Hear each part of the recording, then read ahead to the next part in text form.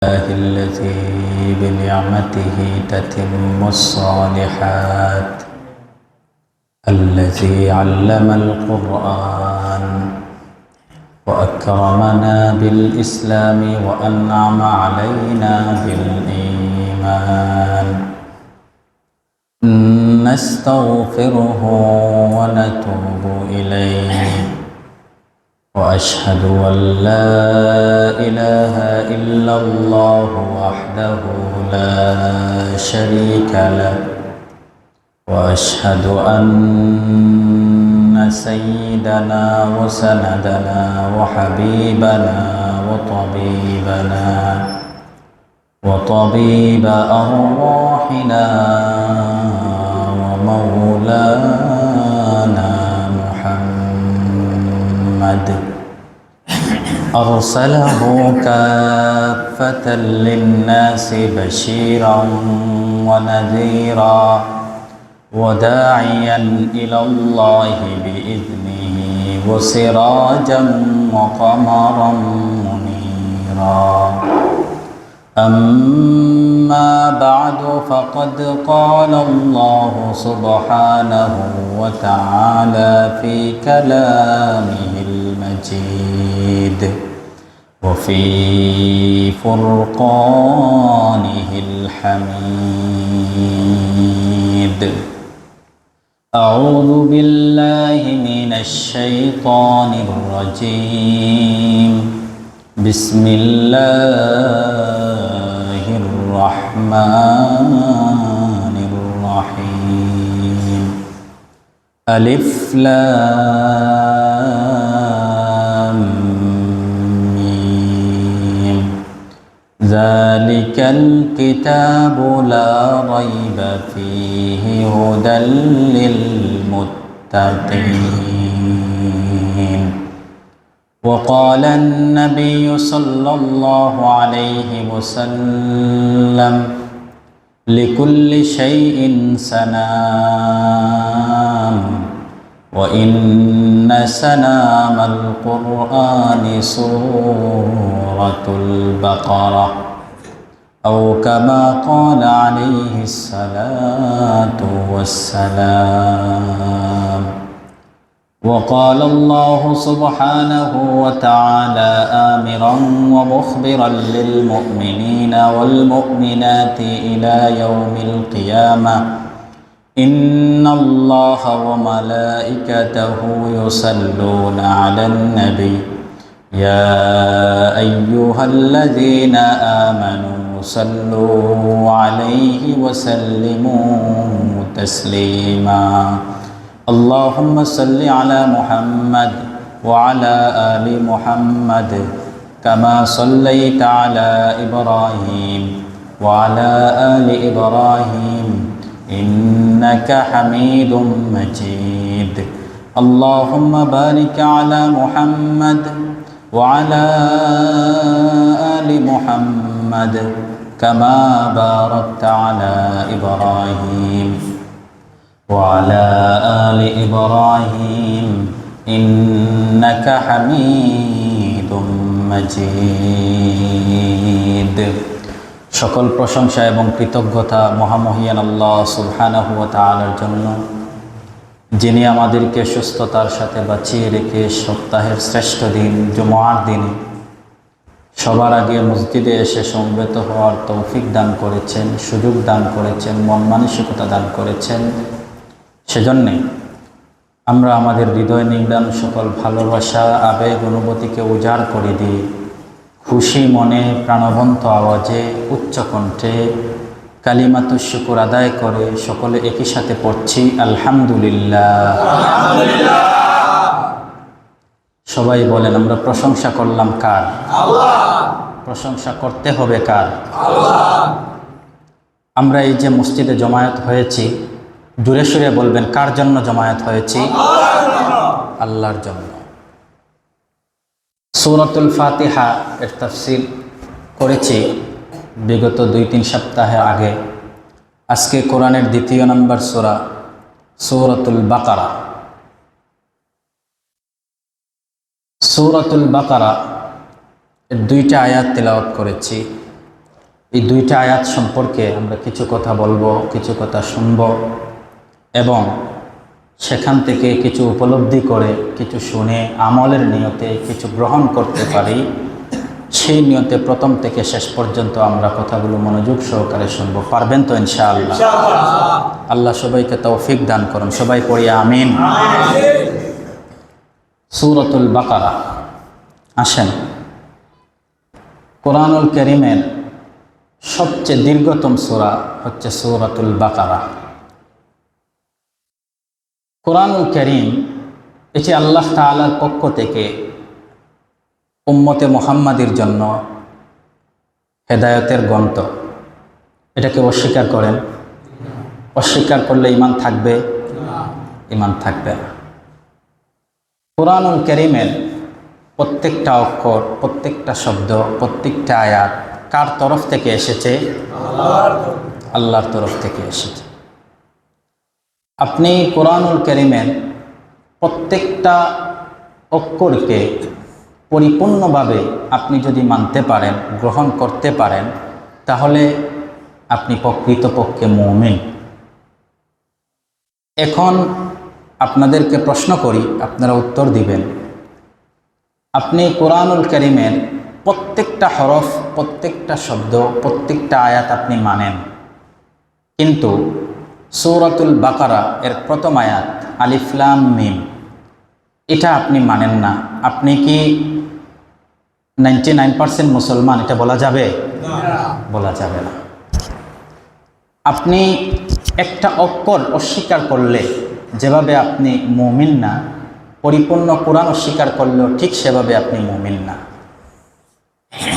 এই কোরআনুল কারীম রব্বে কায়নাতের পক্ষ থেকে সন্নিবেশিত। কোরআনুল কারীমে আল্লাহ তাআলা সাজিয়েছেন 114টা সূরার মাধ্যমে।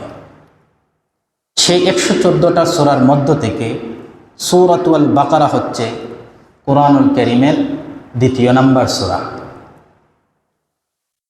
কোরআনে কারীমের যত সূরা আছে, প্রত্যেকটা সূরার নামকরণ স্বয়ং রব্বুল আলামিন করেছেন। এই সূরাগুলোর নাম এমনকি নবী কর্তৃক হয়নি। কোনো একটা সূরার নাম নবীজি নিজের পক্ষ থেকে দেননি। প্রত্যেকটা সূরার নাম আল্লাহ তাআলা নবীজিকে জিবরিলের মারিফতে জানিয়ে দিয়েছেন, আর নবীজি জেনে তার উম্মতের জন্য জানিয়ে দিয়ে গিয়েছেন। এই সূরাতুল বাকারা এটা এমন একটা সূরা, প্রত্যেকটা জিনিসের একটা চূড়া থাকে, উচ্চতা থাকে। কোরআনুল কারীমের উচ্চতা বলা হয় সূরাতুল বাকারাকে। সুবহানাল্লাহ। আচ্ছা বলেন তো, 1450 বছর আগের যেই কোরআন ছিল, আমাদের এই সময়েও কি সেই কোরআন আছে, না কোনো ধরনের পরিবর্তন হয়েছে?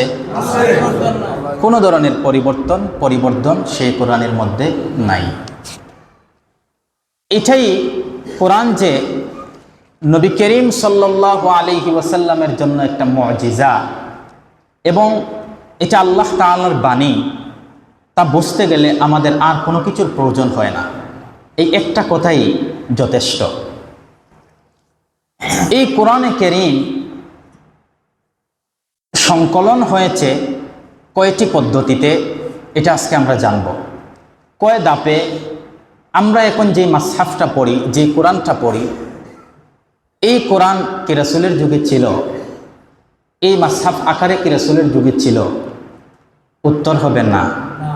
রাসূলের যুগে আমরা যেইভাবে কোরআন একত্রিত একটা খণ্ডে 30 পারায় 114টা সূরা জমায়েতকৃত অবস্থায় পাই, রাসূলের যুগে সেভাবে ছিল না।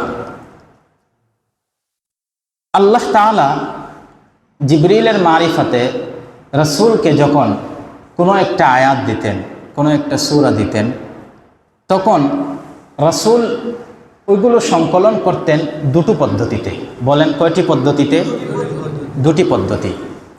একটি পদ্ধতি ছিল হিফজ। রাসূলের কাছে যখনই কোনো আয়াত আসতো, যখনই কোনো শব্দ আসতো, যখনই কোনো সূরা আসতো, তখন রাসূল সেই আয়াতগুলো সূরাগুলো মুখস্থ করে নিতেন এবং রাসূলের কিছু সাহাবীরাও ছিলেন, তারাও সাথে সাথে মুখস্থ করে নিতেন। এটি ছিল একটি পদ্ধতি।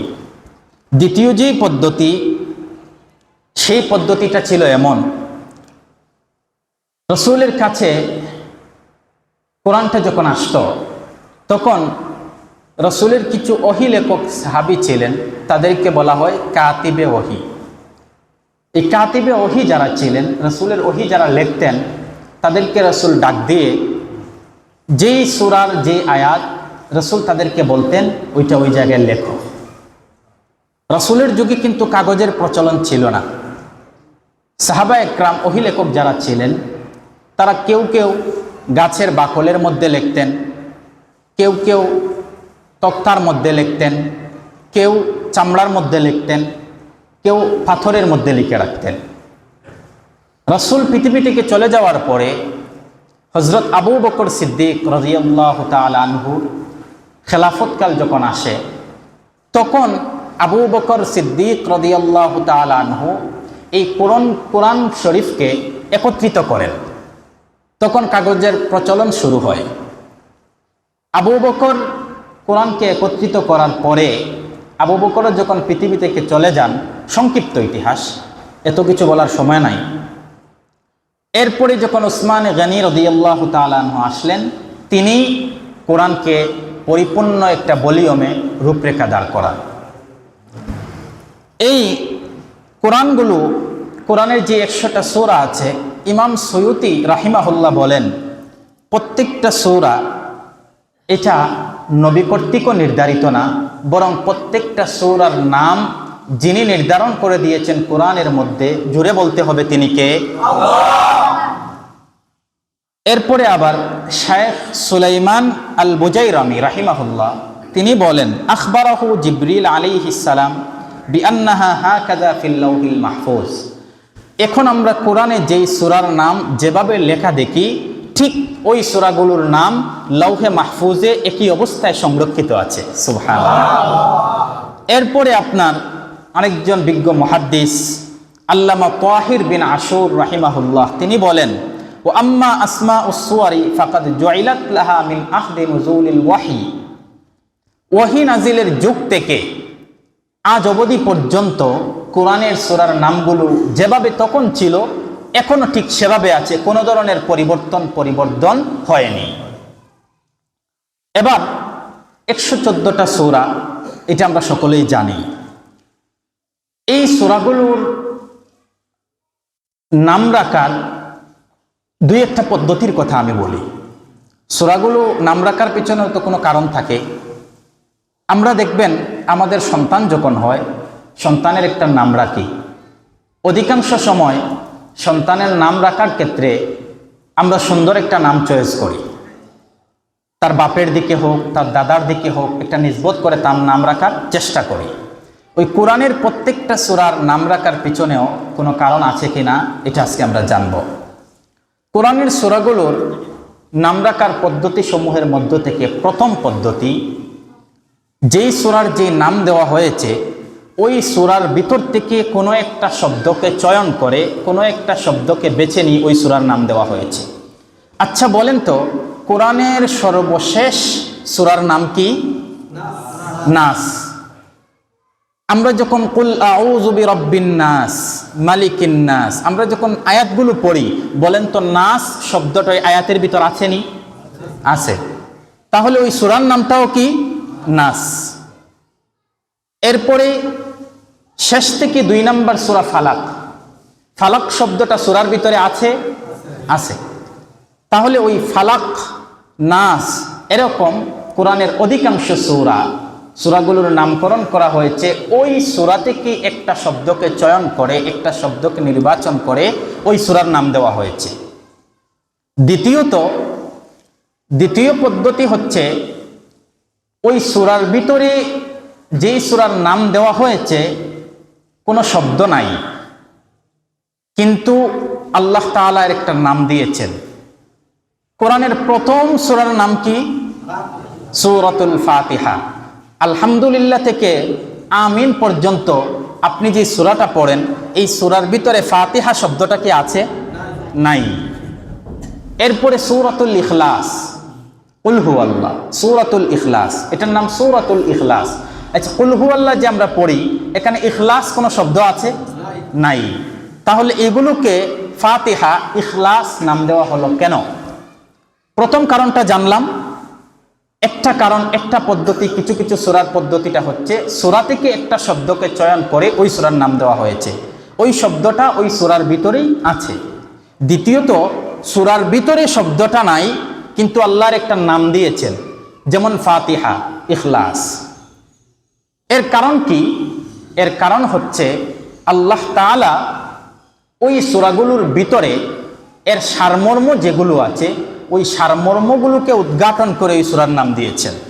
আচ্ছা বলেন তো, সূরাতুল ফাতিহা এটি কোরআনের প্রথম সূরা না শেষ সূরা? প্রথম সূরা। আর ফাতিহা এর বাংলা অর্থ অভিধান করলে দেখবেন অর্থ হচ্ছে প্রারম্ভিকা। যে কোনো জিনিসের মাধ্যমে কোনো কিছুকে শুরু করা হয়। আচ্ছা বলেন তো, কোরআন কিসের মাধ্যমে শুরু করা হয়েছে? ফাতিহার মাধ্যমে। আর ফাতিহা অর্থই হচ্ছে শুরু, ফাতিহা অর্থই শুরু, প্রারম্ভিকা, ভূমিকা, কোরআনের ভূমিকা। 3 নম্বর আরেকটা পদ্ধতি আছে, সূরাসমূহের মধ্যে কোনো একটা ঘটনাকে কেন্দ্র করে ওই সূরার নাম রাখা হয়েছে। যেমন আজকের যেই সূরা, সূরাতুল বাকারা, বাকারা শব্দটা ওই সূরার ভিতরে আছে কিন্তু ওই শব্দটাকে চয়ন না করে এটার ভিতর থেকে একটা ঘটনাকে, চমকপ্রদ একটা ঘটনা আছে গাবি সম্পর্কে। বাকারা অর্থ কি? গাবি।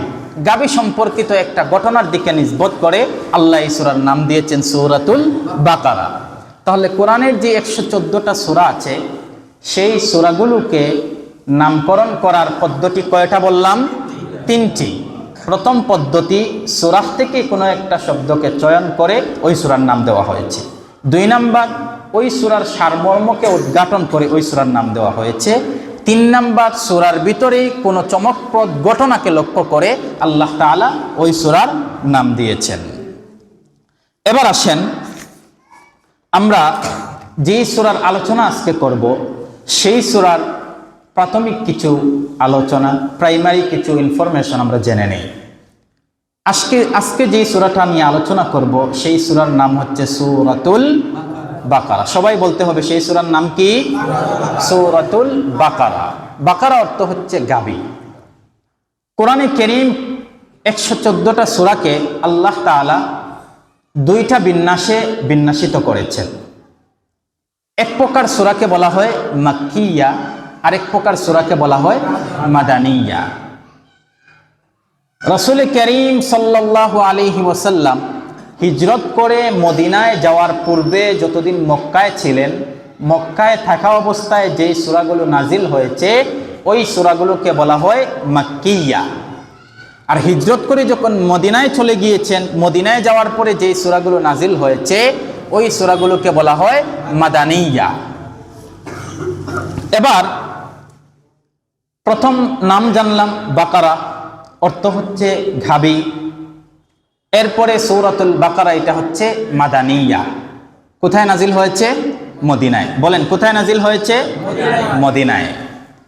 এই সূরার কোরআনের যে 114টা সূরার সিরিয়াল নাম্বার ক্রমধারা আছে, ক্রমধারা হিসাবে কোরআনের 2য় নাম্বার সূরা হচ্ছে সূরাতুল বাকারা। এই সূরার মধ্যে 286টা আয়াত আছে, 40টা রুকু আছে। আয়াত সংখ্যা কত? 286। রুকু সংখ্যা কত? 40। এখন আসেন, কোরআনের প্রত্যেকটা সূরার কিছু বৈশিষ্ট্য থাকে। আমাদের সমাজে মানুষ আছে, প্রত্যেকটা মানুষের খারাপ হোক ভালো হোক কোনো না কোনো বৈশিষ্ট্য আছে। কোরআনের প্রত্যেকটা সূরারও কিছু বৈশিষ্ট্য আছে। তো সূরাতুল বাকারার অনেক বৈশিষ্ট্য আছে, সেখান থেকে 5টা বৈশিষ্ট্যের কথা আমি আপনাদেরকে একটু শোনাই। সবাই মনোযোগ দিয়ে শুনবেন। সূরাতুল বাকারা কোরআনুল কারীমের সবচেয়ে লম্বা সূরা। এই সূরার মধ্যে আল্লাহ তাআলা 286টা আয়াত দিয়েছেন। নাম্বার 2, এই সূরার ব্যাপারে আল্লাহর নবী বলছেন এই সূরার মধ্যে কোরআনের সবচেয়ে লম্বা আয়াত আছে, দীর্ঘতম আয়াত আছে। এটি হচ্ছে কোরআনুল কারীমের সূরাতুল বাকারা এর 282 নম্বর আয়াত। 3 নম্বর আল্লাহর নবীজি বলছেন কোরআনুল কারীমের সবচেয়ে দামি আয়াত সূরাতুল বাকারা এর ভিতর যিনি দিয়েছেন তিনি কে? আল্লাহ। সবাই জুড়ে বলেন তো সেই আয়াতটার নাম কি? আয়াতুল কুরসি। আয়াতুল কুরসি হচ্ছে কোরআনের সবচেয়ে দামি আয়াত, আর এই দামি আয়াতকে আল্লাহ তাআলা সূরাতুল বাকারা এর মধ্যে দিয়েছেন। 4 নাম্বার হচ্ছে এই সূরার তিলাওয়াতকারীদের পক্ষে, সূরাতুল বাকারা যারা তিলাওয়াত করবে ওই তিলাওয়াতকারীদের পক্ষে কিয়ামতের ভয়াবহ ময়দানে, কিয়ামতের কঠিন ময়দানে ওই সূরা আল্লাহ তাআলার কাছে আপনাকে সুপারিশ করে জান্নাত পর্যন্ত পৌঁছাইয়া দিবে। 5 নাম্বার হচ্ছে এই সূরার ভিতরে ইসমুল্লাহিল আযম অর্থাৎ ইসমে আযম আছে, আল্লাহ তাআলার নাম আছে। ইসমে আযম কি? ইসমে আযম হচ্ছে আল্লাহর এমন নাম যেই নাম নিয়ে আপনি আল্লাহকে যদি ডাকেন, আল্লাহর কাছে যদি দোয়া করেন, আপনার দোয়া করতে দেরি হবে, আল্লাহ তাআলা আপনার দোয়া কখনো ফেরত দিবেন না। 5টা বৈশিষ্ট্য কোরআনের সবচেয়ে লম্বা সূরা। দ্বিতীয়ত কোরআনের সবচেয়ে লম্বা আয়াত এই সূরার ভিতরে আছে। তৃতীয়ত কোরআনের সবচেয়ে দামি আয়াত এই সূরার ভিতরে আছে। চতুর্থত এই সূরার ব্যাপারে নবীজি বলছেন এই সূরা যদি তিলাওয়াত করেন তাহলে তিলাওয়াতকারীর পক্ষে এই সূরা আল্লাহর কাছে সুপারিশ করে কিয়ামতের ময়দানে আপনাকে জান্নাতে নিয়ে যাবে। আর 5ম বলছেন এখানে ইসমে আযম আছে, যেই ইসমে আযম আল হাইয়ুল কাইয়ুম, আপনি যদি আল্লাহকে এই নামগুলো দিয়ে ডাকেন, দোয়া করেন, তাহলে আল্লাহ তাআলা আপনার দোয়া ফেরত দিবেন না। এবার আসেন এই সূরার ফজিলত সম্পর্কে আমরা জানি। সূরাতুল বাকারা কোরআনুল কারীমের এমন ফজিলতপূর্ণ সূরা, নবীজি বলছেন, তিরমিজির বর্ণনায় হাদিস এসেছে, হাদিস বর্ণনা করেছেন সর্বাধিক হাদিস বর্ণনাকারী সাহাবী সাইয়্যিদুল মুহাদ্দিসিন আবু হুরায়রা রাদিয়াল্লাহু তাআলা আনহু, তিনি বলেন নবীজি বলেছেন লিকুল্লি শাইইন সানামুন ওয়া ইন্না সানামাল কুরআনি সূরাতুল বাকারা। দুনিয়ার প্রত্যেকটা জিনিসের একটা চৌড়া আছে, উঁচু জায়গা আছে, আর কোরআনুল কারীমের উঁচু জায়গাটা হচ্ছে, উঁচু সূরাটা হচ্ছে সূরাতুল বাকারা। ইমামে আহমদ ইবনে হাম্বল রাহিমাহুল্লাহ তার মুসনাদের মধ্যে হাদিস নিয়ে এসেছেন, তিনি বলেন আল্লাহর নবীজি বলেছেন আল বাকারাতু সানামুল কুরআনি ওয়া যুরওয়াতুহু, সূরাতুল বাকারা এটি হচ্ছে কোরআনুল কারীমের কুজ এবং এটি হচ্ছে তার উচ্চতা।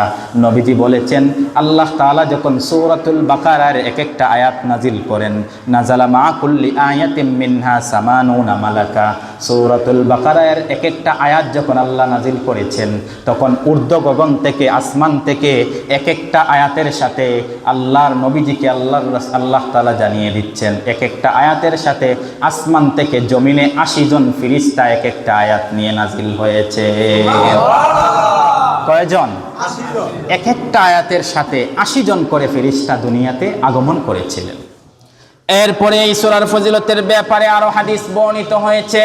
মুসনাদে আহমদ, তিরমিজি, মুসলিম এবং নাসাই বিখ্যাত হাদিসের এই 4টি গ্রন্থে নবীজি বলছেন, হাদিসের বর্ণনাকারী সাইয়্যিদুল মুহাদ্দিসিন আবু হুরায়রা রাদিয়াল্লাহু তাআলা আনহু, তিনি বলেন আল্লাহর নবীজি বলেছেন লা তাজালু বুয়ুতাকুম কুবুরা, ও দুনিয়ার উম্মতেরা ও মানুষেরা, তোমরা তোমাদের ঘরকে কবর বানিয়ে রাখো না। ফা ইন্নাল বাইতাল্লাযী তুকরাউ ফীহি সূরাতুল বাকারা লা ইয়াদখুলুহু শাইতান, যেই ঘরের মধ্যে সূরাতুল বাকারার তিলাওয়াত হয় ওই ঘরের মধ্যে শয়তান এবং জিন কখনো প্রবেশ করতে পারে না। আমরা শয়তান থেকে হেফাজতের জন্য ঘরের মধ্যে তাবিজ ঝুলাই, গলার মধ্যে তাবিজ দেই, হাতের মধ্যে তাবিজ দেই, কোমরের মধ্যে তাবিজ দেই, কিন্তু আল্লাহর নবী কি বলছেন, আপনি সূরাতুল বাকারা তিলাওয়াত করেন, আপনার ঘরে কোনো ধরনের শয়তান আশ্রয় নিতে পারবে না। এরপরে অন্য riwayate এসেছে নবীজি বলেন, এটি আব্দুল্লাহ ইবনে মাসউদ রাদিয়াল্লাহু তাআলা আনহু থেকে বর্ণিত হাদিস, তিনি বলেছেন মা মিন বাইতিন তুকরাউ ফীহি সূরাতুল বাকারা ইল্লা খারাজা মিনহু শাইতান ওয়া লাহু দুরাত, যেই ঘরের মধ্যে সূরাতুল বাকারা তিলাওয়াত করা হয় ওই ঘরের মধ্যে যদি শয়তান থাকে তাহলে শয়তান তার পিছনের রাস্তা দিয়ে, গুজ্জদার দিয়ে বায়ু বের করতে করতে আপনার ঘর থেকে পালিয়ে যাবে। সুবহানাল্লাহ। তাহলে সূরাতুল বাকারার কত পাওয়ার, শয়তান যদি আপনার গড়ে থাকে, নবীজি বলছেন সূরাতুল বাকারার এত পাওয়ার, আপনি যদি তিলাওয়াত করেন শয়তান তার পিছনের রাস্তা দিয়ে বায়ু নিঃসরণ করে আপনার ঘর থেকে পালিয়ে যাবে। তাহলে সূরাতুল বাকারার তিলাওয়াত করবেন না ঘরের মধ্যে তাবিজ ঝুলিয়ে দিবেন? সূরাতুল বাকারার তিলাওয়াত করতে হবে। পারবেন তো ইনশাআল্লাহ? পারবেন তো ইনশাআল্লাহ? আপনি একদিনে পারার দরকার নাই, কারণ সূরাতুল বাকারা কোরআনের প্রায় 2.5 পারা জুড়ে আছে। একদিনে হয়তো আপনার পক্ষে সম্ভব না, আপনি তিলাওয়াত করেন, তিলাওয়াত করে করে যান, 10 দিনে আপনি শেষ করেন, অভ্যাস করেন, আপনি অভ্যাস করেন। চাইলে কি মানুষ পারে না? পারে, চাইলে পারে। চেষ্টা করবেন কোরআন 1 বৎসরে অন্তত পক্ষে কোরআনটাকে 1 খতম করা।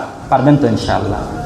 1 রমজান থেকে আরেক রমজান পর্যন্ত কোরআনটাকে একবার খতম দেওয়া, কোরআন বোঝা, একটু কোরআনের তর্জমাগুলো দেখা, রাসূলের একটু হাদিস পড়া, এগুলো পারবেন তো ইনশাআল্লাহ? আজকে যে মুসলমানদের এই অধপতনের কারণটা হচ্ছে আমরা শুনে শুনে মুসলমান, জেনে জেনে মুসলমান হতে পছন্দ করি না। আমার পছন্দের কোনো বক্তা যদি হয় তাহলে তার আলোচনা আমি 5 ঘন্টাও শুনতে প্রস্তুত, আলহামদুলিল্লাহ, কোনো সমস্যা নাই। আমরা শুনতে পছন্দ করি, নিজে জানতে পছন্দ করি না, যার কারণে আজকে আমাদের এই অধপতন। আপনি অন্তত পক্ষে রাসূলের জীবনী সম্পর্কে একটা বই আপনি পড়েন, আর রাহিকুল মাখতুম, প্রায় 1000 কিতাব, 1000 কিতাবের মধ্যে বাছাই করে আর রাহিকুল মাখতুমকে উলামায়ে কেরাম চয়ন করেছেন। আর রাহিকুল মাখতুম নিয়ে আপনি পড়তে পারেন, রাসূলের জিন্দেগির একবারে প্রথম তো শেষ পর্যন্ত পাবেন। কোরআনের একটা তাফসিরের কিতাব আপনি নেন, মারিফুল কোরআন আছে, তাফসির ইবনে কাসির বেশি বড় দরকার নাই, মারিফুল কোরআনটা আপনি নেন, নিয়ে একটু আপনি এটার তর্জমা পড়েন, একটু ব্যাখ্যা দেখেন, বিশ্লেষণ দেখেন, আমি যেই কথাগুলো বলি এগুলো মিথ্যা কিছু বলি কিনা সেগুলো একটু মিলান। মোবাইল আছে, মোবাইলের মধ্যে অ্যাপস আছে, এগুলো দিয়ে পড়েন, দেখেন। আমরা পড়ি না, শুনে শুনে আমরা চাই সবকিছু জেনে নিতে। পড়বেন তো ইনশাআল্লাহ?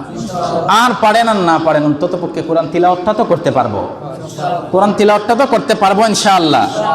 এবার আসেন, আজকে আমরা 2টা আয়াত সম্পর্কে কিছু কথা বলি।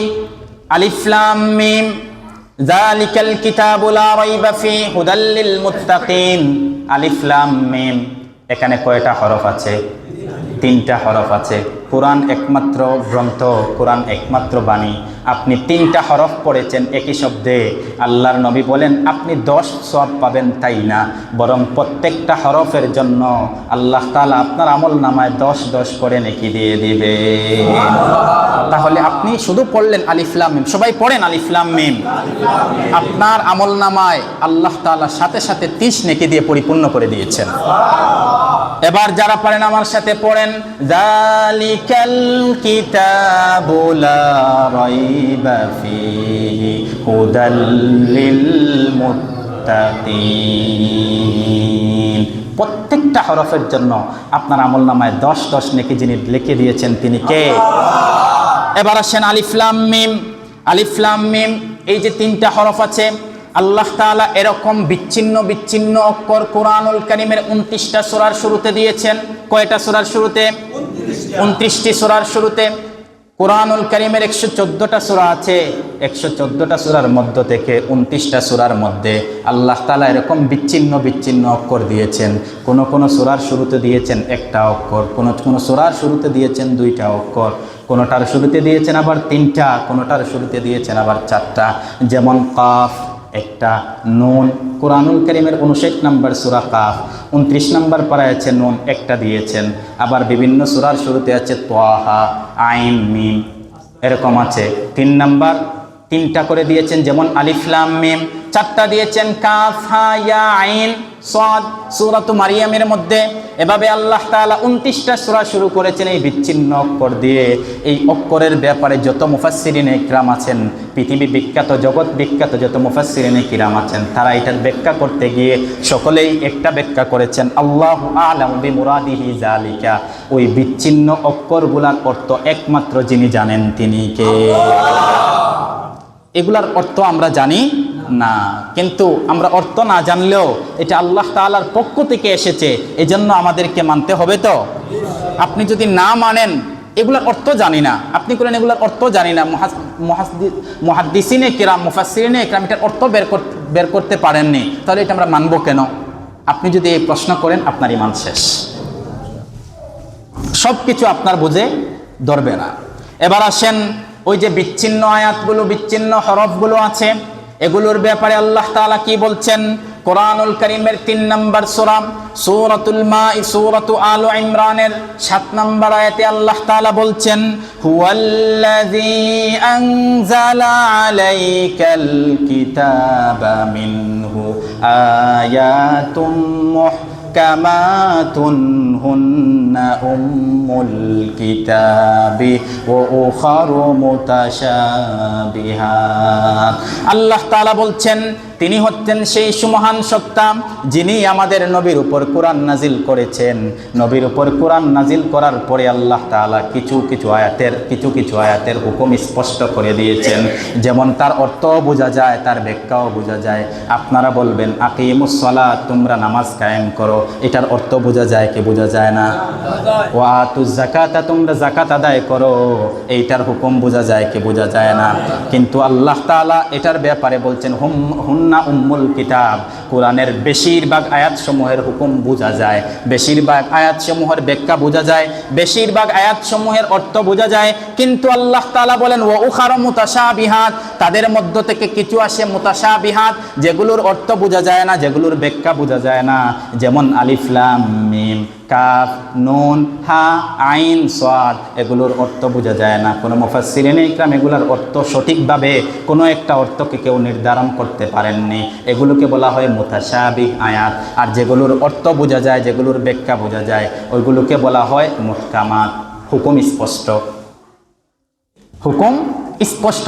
যেমন নামাজ পড়তে হবে, যাকাত আদায় করতে হবে, আমাদের দৈনন্দিন চলাফেরার জন্য আল্লাহর রাসূল আমাদেরকে যে গাইডলাইন দিয়েছেন, আল্লাহ যে গাইডলাইন দিয়েছেন, সেগুলোর হুকুম স্পষ্ট, সেগুলোর অর্থও বোঝা যায়, ব্যাখ্যাও বোঝা যায়। কিন্তু কিছু আয়াত আছে এমন যেগুলোর হুকুম স্পষ্ট না, ব্যাখ্যা বোঝা যায় না।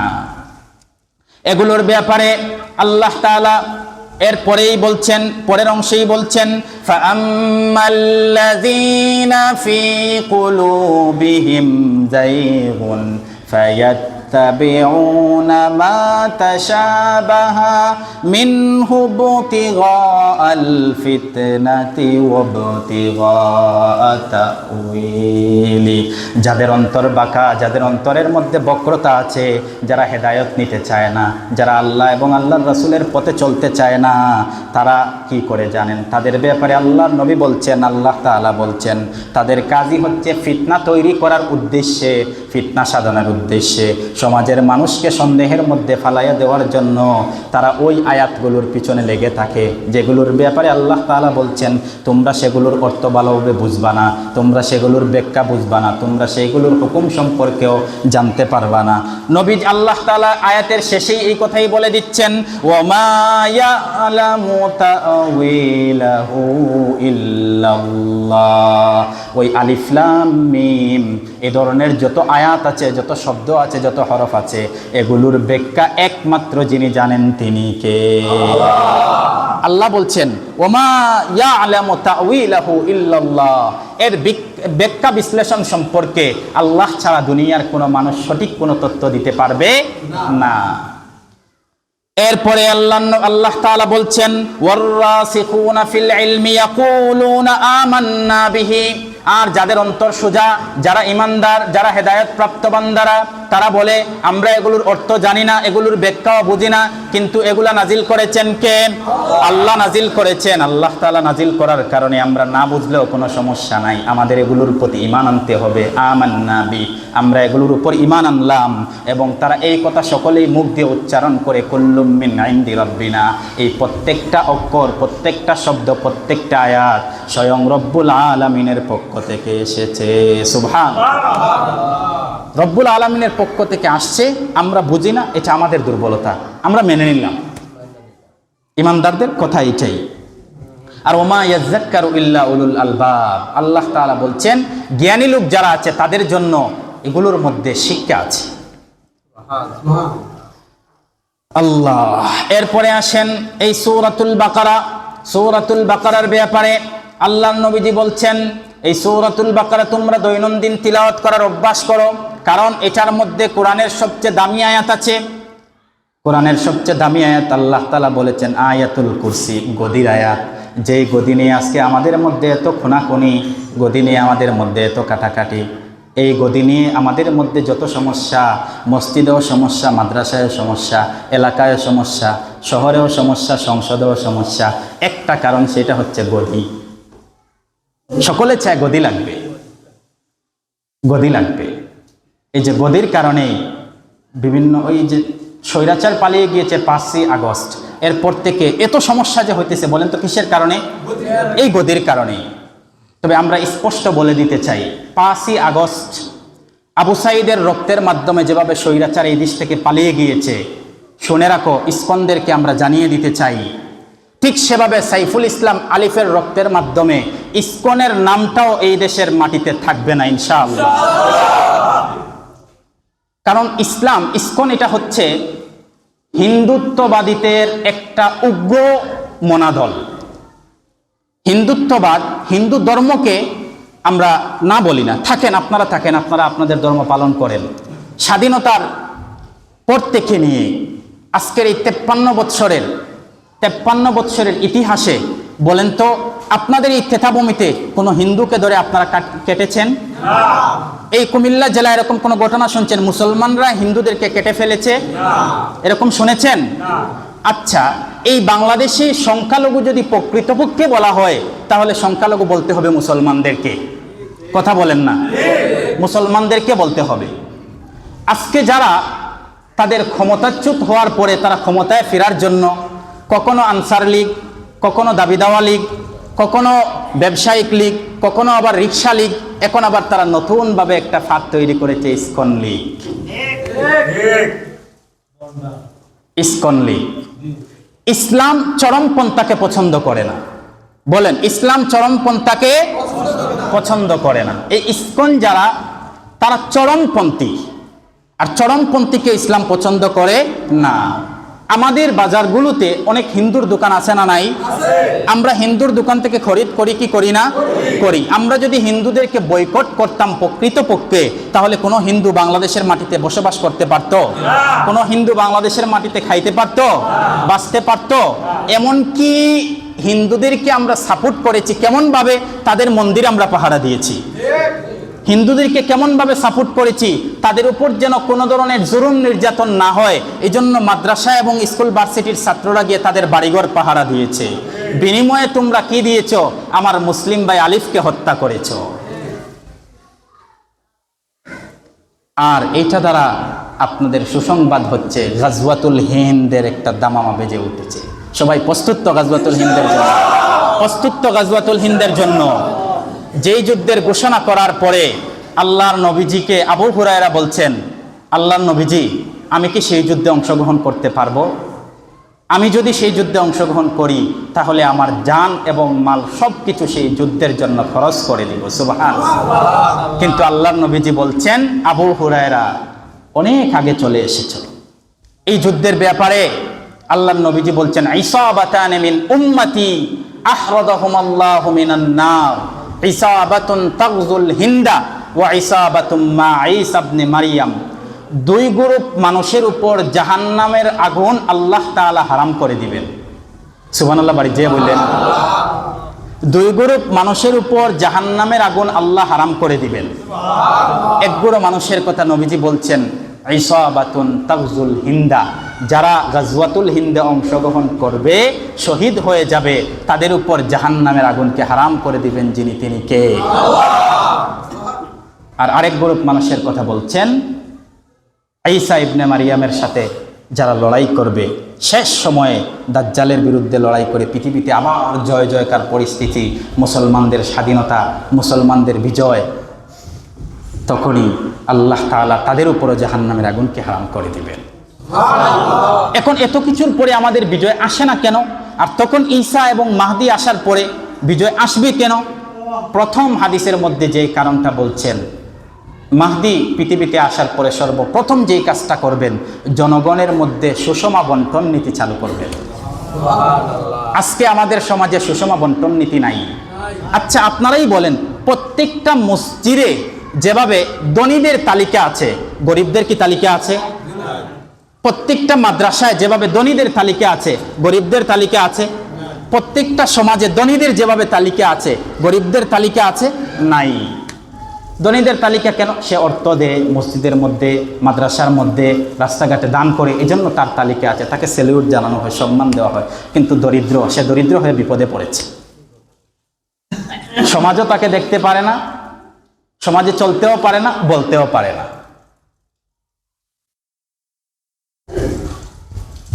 তাহলে যেই সমাজে সুষম বন্টন নীতি নাই, সুষম বন্টন নীতি নাই, সেই সমাজে যতই চেষ্টা করেন কোনোদিনও সমাজে শান্তি কায়েম করতে পারবেন না। সুষম বন্টন নীতি প্রথমে একটা এলাকার মধ্যে, একটা সমাজের মধ্যে প্রতিষ্ঠিত করতে হবে। তারপরে কিছু কিছু মানুষ এমন আছে যারা নিজেকে মুসলমান হিসাবে পরিচয় দেয়, মুখে আওয়াজ করে আমি মুসলমান, আমি ইসলাম ধর্ম সাপোর্ট করি, কিন্তু অন্তর দিয়ে সে ইসলামকে সাপোর্ট করে না। শুধুমাত্র ক্ষমতার জন্য, দলের জন্য সে ইসলামের বিরুদ্ধেও যেতে পারে। এমন মানুষ আমাদের সমাজে একেবারেই নাই। কম না বেশি? এরা হচ্ছে মুসলমানের নামে টাটকা খাঁটি মুনাফিক এবং বেঈমান। তাহলে ওই ধরনের মুসলমান আমরা হব না। প্রকৃতপক্ষে অন্তর দিয়ে, মুখ দিয়ে আমরা যেভাবে ইমানের স্বীকারোক্তি দিব, ঠিক সেভাবে আমরা যেন অন্তর দিয়েও ইমানকে, ইসলামকে অন্তরে লালন করতে পারি। আল্লাহ তাআলা আমাদের সবাইকে তৌফিক দান করুন। সবাই বলি আমিন। ওয়া আখিরু দাওয়ানা আলহামদুলিল্লাহি রাব্বিল আলামিন। আপনাদের সামনে